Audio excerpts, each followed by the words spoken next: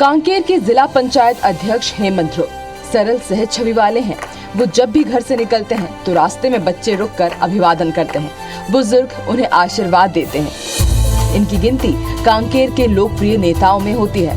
पारिवारिक इतने हैं कि इन्होंने एक बेटी को गोद ले रखा है, साथ ही एक बुजुर्ग की पिता की तरह देखभाल करते हैं, उनका सारा खर्च उठाते हैं। और गांव में आते हैं बार बार हालचाल पूछे बार हेमंत ध्रुव ना? हाँ, आते रहते हैं हेमंत ध्रुव। यहाँ पर हमारे गांव के कुछ भी विकास हुई थी हेमंत ध्रुव बिल्कुल आते ही रहते और हर बात पूछते रहते और हर बात के लेते रहते हो और सही भी काम कर देते हो। बेहद सरल, शालीन और मिलनसार व्यवहार वाले हेमंत ध्रुव जनता के बीच में जाकर काम करना पसंद करते हैं। उनकी सुख दुख के भागी बनते हैं, गांव वालों की हमेशा मदद करते हैं। कांकेर जिले में उन्होंने कई विकास कार्यों को अंजाम दिया। गांव वाले बताते हैं कि खेती के अलावा इनका दूसरा काम लोगों की मदद करना था। इनके प्रयासों की ही वजह से घर में सड़कें बनी, सोलर लाइट लगी, शहरों से पहुंच मार्ग बने। अपने विकास कार्यों के रूप में किए वादे पूरे कर रहे हैं। गांव के पंच बताते हैं कि इनके नेतृत्व में जिला पंचायत में खूब काम हो रहा है। सम्माननीय हेमंत ध्रुव जी 2005 में सर्वप्रथम राजनीतिक करियर उनका सरपंच के चुनाव से हुआ था। हमारे आसपास जितने पंचायतों का और ग्रामवासी जब भी उनके पास कोई काम लेके जाते हैं तत्काल उनसे मिलते हैं, उनका काम को तुरंत करवाते हैं।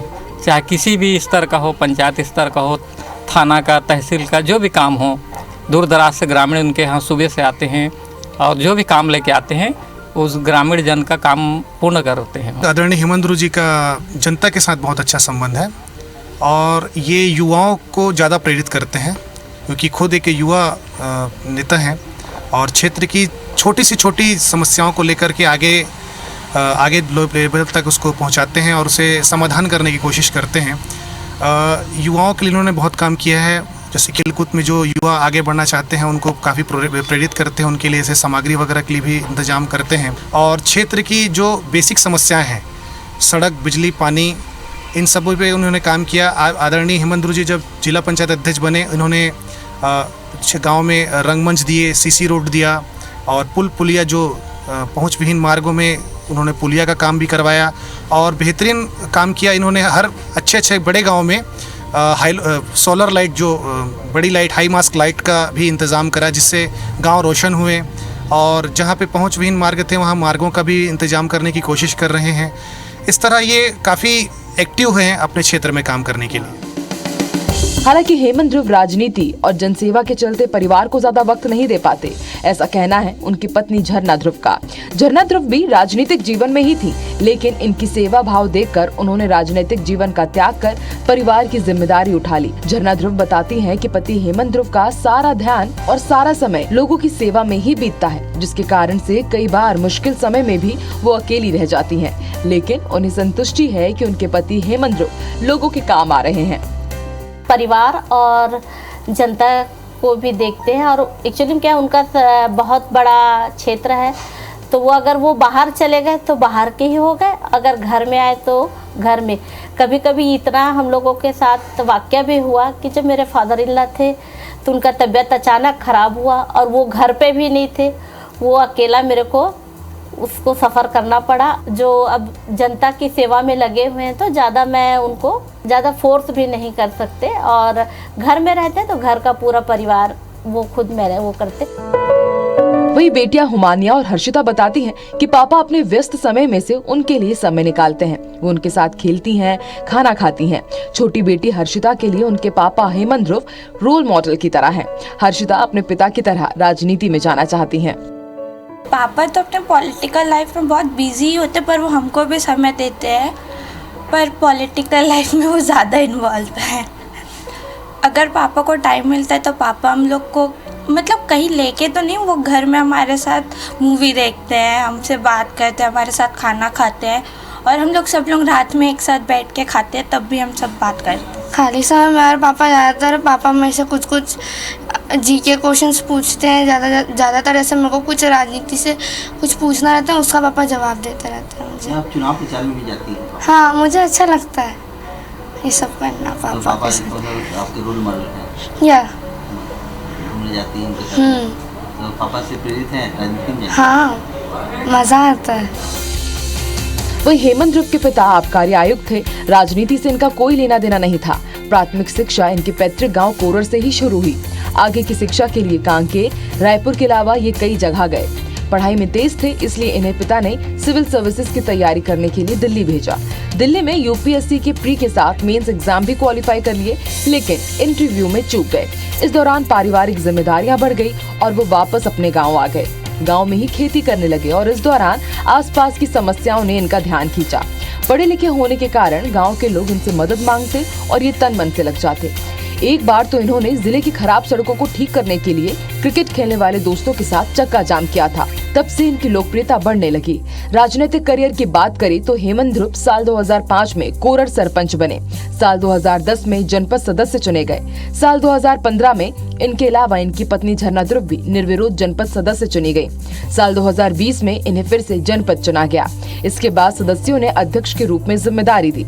वहीं इनके बचपन के साथी बताते हैं कि हेमंत में अभी तक कोई भी बदलाव नहीं आया है। वो पहले की ही तरह जो झाड़ू भी हैं और सौम्य भी। नहीं, वैसे चेंजेस तो नहीं आया है। साथ में हम पढ़े हैं उनके साथ, 9th से 12th तक उनके साथ में रहा हूँ मैं। वैसे अच्छे मिलनसार वो हैं। बचपन में साथ में हम उनके साथ खेले हैं, कूदे हैं, पढ़े हैं साथ में। ग्रामीण परिवेश के कारण हेमंत ध्रुव खुद ही खेतों में काम करते हैं। कभी खेती में गांव के लोगों की मदद करते हैं तो कभी युवाओं के साथ क्रिकेट खेलने लगते हैं। इनकी नजर में क्षेत्र की सबसे बड़ी समस्या पलायन है। कांकेर के युवा पढ़ाई करने के बाद आंध्र प्रदेश जाकर मजदूरी करते हैं। लॉकडाउन के दौरान जब युवा दूसरे राज्यों में फंस गए तब उन्हें इसकी जानकारी लगी। अब वो समग्र योजना बनाकर युवाओं के लिए रोजगार की व्यवस्था कर रहे हैं। इसके अलावा जल जीवन मिशन अंतर्गत हर घर नल कनेक्शन पहुंचाया जा रहा है। राजीव गांधी न्याय योजना, गोधन न्याय योजना, नरवा गरबा गुरवा बाड़ी, शिक्षा सहित स्वास्थ्य और अन्य योजनाओं का संचालन किया जा रहा है। इससे ग्रामीण क्षेत्र की अर्थव्यवस्था में दिनों दिन सुधार होता जा रहा है। इसी प्रकार से प्रदेश में किसान, गरीब, मजदूर और अत्यंत गरीब लोगों के लिए वो काम कर रहे हैं। उच्च शिक्षा के बाद भी हेमंत जमीन से जुड़े हुए हैं। वो गांव का मर्म और ग्रामीणों की समस्या जानते हैं, साथ में उसे पूरा करने का भरपूर प्रयास भी करते हैं। वनांचल में अगर कोई पढ़ा लिखा व्यक्ति राजनीति में आता है तो उसे बहुत सारा प्यार मिलता है। अगर वो सौम्य हो तो वो और भी लोकप्रिय हो जाता है। आज हम आपको एक ऐसे ही शख्स से मिलाएंगे जो पढ़े लिखे तो हैं ही लेकिन काफ़ी सौम्य हैं, लोकप्रिय हैं। हेमंत ध्रुव हैं हमारे साथ, कांकेर के जिला पंचायत अध्यक्ष हैं और कार्य करने में इनकी दक्षता अन्य नेताओं से भी कहीं ज़्यादा है। हेमंत जी, सबसे जो बड़ा जो प्रश्न आपके ऊपर में परिवार से लगता है कि आप घर पे कम समय दे पाते हैं बनिस्बत फील्ड के, तो किस तरह से मैनेज करते हैं, क्या वो कारण है ऐसा?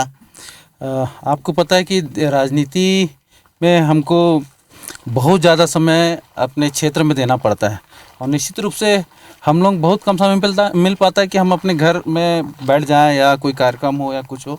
हम अपने बच्चों से भी ज़्यादा समय नहीं मिल पाता और इस वजह से कहीं ना कहीं तो दिक्कत होती है, लेकिन पूरा प्रयास रहता है कि घर में लोगों के साथ मिले बैठे, उनकी जो दिक्कतें, हमारे बच्चों की कोई दिक्कत है पढ़ाई संबंधित। और सच कहूँ तो मैं अभी कोरोना के बाद या उससे पहले बच्चे लोगों के जो भी फंक्शन है स्कूल में जा तो नहीं पाता हूँ, तो उनकी मदर जाती हैं। तो एक शिकायत तो है परिवार में कि मैं समय कम दे पाता हूँ, लेकिन मेरा पहला उत्तरदायित्व तो अभी क्षेत्र में जो हमारे लोगों की हैं उनके साथ पहली प्राथमिकता है और मेरे परिवार भी समझता है इस चीज़ को। एनर्जी परिवार से मिल जाती है। कार्य अगर बात करें तो कौन कौन से कार्य जो पिछले साल से नहीं हुए हैं इस बार आपके कार्यकाल में काफ़ी तेज़ी से वो कार्य हुए हैं? मैं 10 साल तक इस क्षेत्र में जनपद सदस्य रहा हूँ। अभी 2020 में अभी चुनाव लड़ा, जिला पंचायत का अध्यक्ष बना हूँ। यहाँ पर मास्क है, हाई मास्क लाइट है और थोड़ा सा सीसी रोड है, रोजगार गारंटी का भी काम है जिससे हम लोग काम कर रहे थे। लेकिन जो 10 साल मैंने जनपद सदस्य में काम किया है, मेरा एरिया जो था वो बहुत पिछड़ा हुआ एरिया था, पहुँच नहीं थी, आवागमन के साधन नहीं थे, कच्चा रोड था, स्कूल में भी पीछे थे, स्वास्थ्य में पीछे थे। सबसे पहले मैंने टारगेट उसी को किया जब मैं चुनाव लड़ रहा था पहली बार, वो भी अपना क्षेत्र छोड़ के दूसरे क्षेत्र में। तो लोगों को मुझ पर विश्वास नहीं हो रहा था, वो विश्वास करते कैसे करते। तो मैंने उनसे कहा कि ये रोड बनाना है। ये पहला आप जब आए हो अपने कोरर से तो ये रोड देखते हुए आए हो, तो ये सबसे पहला टारगेट होना चाहिए कि रोड बनना चाहिए। तो मैं बड़े ही गौरव के साथ आज कह सकता हूँ कि वो रोड हमने अपने 10 साल के कार्यकाल में बनाया। स्वास्थ्य में भी अच्छा काम किया वहाँ पर, और सबसे अच्छी जो वहाँ की मांग थी हाई स्कूल की, ग्राम पंचायत बावरी में, चूँकि जनपद का क्षेत्र थोड़ा सीमित दायरे में होता है, 3 ग्राम पंचायत होते हैं, 4 ग्राम पंचायत होते हैं, तो हम लोग ने मैंने वहाँ पर टारगेट किया और वहाँ पर ईश्वर की दया से और लोगों के सहयोग से, सबके सहयोग से वहाँ पर रोड भी बना, स्कूल भी बन गया। और ये स्वास्थ्य विभाग में भी हम लोगों ने वहाँ पर एक प्राथमिक कहना चाहिए स्वास्थ्य केंद्र एक खुला वहाँ पर, जो ताकि लोगों को वहाँ पर प्राथमिक उपचार मिल जाए। ये बड़ी उपलब्धि रही, इसको मैं अपनी बड़ी उपलब्धि मानता हूँ। लेकिन अभी भी हम लोग को बहुत आगे काम करना है अपने एरिया में। बिल्कुल बिल्कुल। सबसे बड़ा जो यहाँ पर चुनौती है, एक तो पानी की समस्या है, दूसरे जो एनीमिया है, ऐसे में क्षेत्र में बहुत ज़्यादा समस्या है, कैसे उसको दूर करेंगे, क्या कुछ विजन है आपके पास में? आपने बहुत अच्छा सवाल किया, क्योंकि स्वास्थ्य में अभी भी हमारे लोग उतने ज़्यादा जागरूक नहीं हैं। कुपोषण एक बहुत बड़ा मुद्दा है। एनीमिया आपने बताया, जिसमें रक्त की कमी महिलाओं में खासकर होती है, और हमारे यहाँ जो पोषण आहार सही नहीं मिल पाता या वो लोग ग्रहण नहीं कर पाते, चाहे उनकी आर्थिक स्थिति जैसी भी हो। लेकिन सरकार की मंशा है, सरकार का कार्यक्रम भी चल रहा है, हम लोग उन लोगों को अवगत भी कराते हैं। आप यहाँ पर तरांदुल एक क्षेत्र है, वहाँ पर मैं गया था दौरे में, देखा उसकी माँ और उसकी बच्ची बहुत कमज़ोर थे। मतलब वो डरते भी आने से कि हमको 10 दिन वहाँ रहना पड़ेगा स्वास्थ्य केंद्र में, जहाँ पर बच्चे अच्छा वजन उसको मिल जाए, उसकी पूरी तरह से देख रेख हो सके। तो एक जागरूकता की कमी है, और चूंकि थोड़ा सा शिक्षा के क्षेत्र में भी हमारे लोग पीछे हैं। हमारी खासकर माताएं जो हैं, अभी तो बच्चियां जो न्यू जनरेशन है, जो नए बच्चे आ रहे हैं, वो लोग पढ़ाई में है। और हम लोग मैं इतना ज़रूर कह सकता हूँ, जब से हम लोग यहाँ पर अभी लोगों को मोटिवेट करते हैं कि आप अपने बच्चों को भेजिए पढ़ने के लिए, और ख़ासकर लड़कियों को भेजिए, क्योंकि कई सारी माताएं क्या करती हैं, या वो थोड़ा ध्यान नहीं दे पाती, या पिता ध्यान नहीं दे पाते अशिक्षित होने के कारण। लेकिन थोड़ा सा बदलाव आया है अभी, और एनीमिया, कुपोषण और एक सिकल सेल भी, एक चूँकि जनजाति एरिया है, एक ये भी बड़ा मुद्दा था यहाँ पर सिकल सेल का। चूँकि हमारे आदिवासी समाज में परंपरा है कि मामा बुआ की लड़की में भी शादी होती है, तो एक कारण सिकल सेल का रहा है। तो अभी थोड़ा सा कम हुआ है, लोग थोड़ा जागरूक हुए हैं, स्वास्थ्य परीक्षण कराते हैं, और आंगनबाड़ी में जा रहे हैं, हॉस्पिटलों में जा रहे हैं, और प्रसव भी जो हो रहा है अभी संस्थागत हॉस्पिटलों में हो रहा है। ये तो थोड़ा सा जागरूक हुए, लेकिन हमको और भी इन लोगों को जागरूक करने की आवश्यकता है। पलायन और कुपोषण एक बड़ा मुद्दा है। यहाँ पर लोग पलायन करके बाहर जाते हैं, उनको कैसे रोकेंगे? पलायन मैं कहना चाहूँगा, हमारे जो युवा लोग हैं, हमारे जो गांव के ग्रामीण क्षेत्र के युवा लोग हैं, जो जिन्होंने ड्रॉप आउट किया है, जिन्होंने 10वीं पढ़ के छोड़ दिया, 8वीं पढ़ के छोड़ दिया, ऐसे लोग, उन लोगों को सबसे बड़ा दिक्कत है कि बोर गाड़ी यहाँ पर है, वो पता नहीं क्यों कृषि से विमुख होते जा रहे हैं। मैं हर जगह चूँकि मैं भी, अगर मेरा देखा जाए तो मेरा व्यवसाय, मुख्य व्यवसाय कृषि है। राजनीति में तो हूँ, लेकिन अगर मुख्य व्यवसाय मेरा कृषि है। मैं लोगों से यही कहता हूँ कि आपके घर इतना, यहाँ बहुत ऐसे किसान हैं जिनके यहाँ 10-10 एकड़ है, 15 एकड़, लेकिन उनके बच्चे खेती किसानी से पीछे भाग रहे हैं। जो पढ़े लिखे हैं वो नौकरी में चले गए, जो नहीं पढ़ पाए हैं गांव में हैं, वो लोग या तो बोर गाड़ी में चले जाते हैं या कहीं और चले जाते हैं। ये युवा लोग में ज़्यादा है पलायन की स्थिति, बाकी बुजुर्ग और कई लोग महिलाएं ऐसा नहीं है। अभी मैं तरांदुल से करीब 10-15 बच्चे लोगों को हमने कर्नाटक से छुड़ाया है। तो मैं सभी से निवेदन करता हूँ, जहाँ भी गांव में जाता हूँ, कि भाई आप बाहर ना जाएं, पलायन ना करें, और अपने घर में जो आपकी खेती उसको मजबूत करें, लोग अपने परिवार को सहयोग करें। ये थे हमारे साथ हेमंत ध्रुव, जिला पंचायत अध्यक्ष हैं। काम करने का जज्बा है, साथ साथ में कई सारे इनके पास विजन है। उम्मीद है उसको कि ये इस विजन से और जज्बे से सारा काम जो ये चाहते हैं वो पूरा करें। आज के एपिसोड में इतना ही। अगले नए एपिसोड में फिर से एक नए शख्सियत से मुलाकात होगी।